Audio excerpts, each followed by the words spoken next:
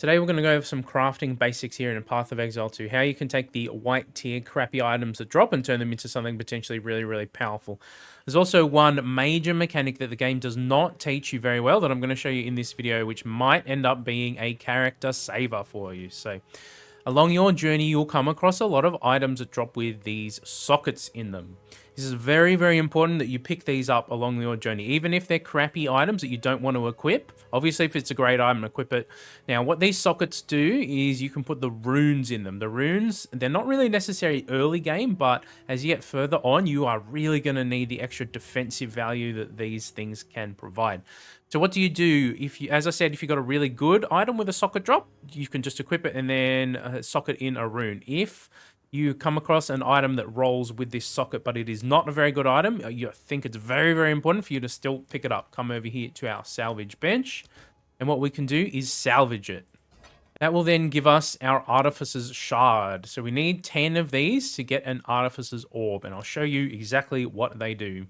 So once you have 10 of these Artifice Shards stacked up, they will turn into an Artifice Orb. What this can do is create a new socket on a piece of gear. So once you actually have a piece of gear that you really, really like, that's really powerful, you then come over here, and we go like this, and it'll actually add the socket onto this for you. That way we can put additional runes in to take more value, more defensive value.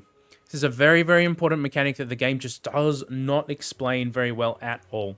It's also worth pointing out that you can occasionally see these items from the vendors too. They might occasionally sell items with the extra sockets in them. At the moment, this guy has nothing for us here.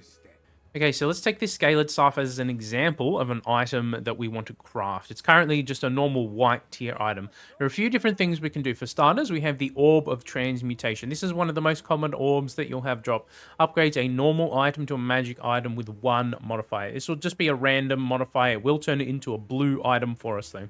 There is something else we can do though. There is the Orb of Alchemy. This can turn a normal item directly into a rare with 4 modifiers on it. So you can skip the blue altogether and go straight to a rare. It's also worth noting there are a ton of different essences down here. Now these can upgrade your normal item into a magic item, but these will give you a specific category of modifier. So defense, casting, mana, lightning, and so on, right? Let's say we want something with extra mana. Let's say we're going to do this. We'll turn it into a blue. Okay.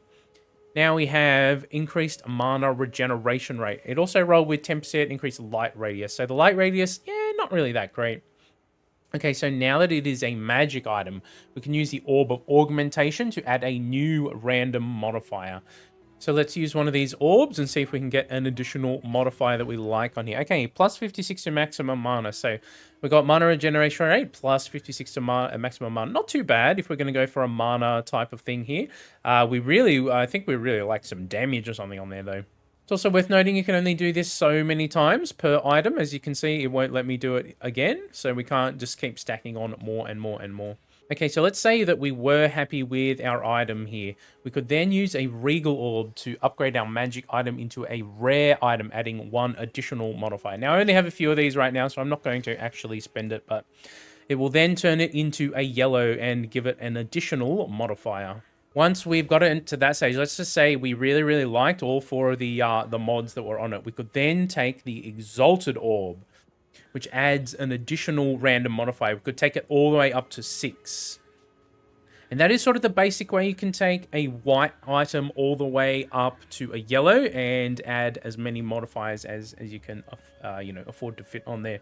We then have the Chaos Orbs over here. Remove a random modifier and augments a rare with a new modifier. So it will actually remove one of the mods and put a new random one on there. This is obviously up to RNG whether you get something good or not, so it can be pretty risky to do that. Also, these other items that can improve the quality of your weapons and armor as well as your skill gems. The ones over here can do skill gems. It says here the maximum quality is 20%, so you can improve the quality of your items further once you've done that.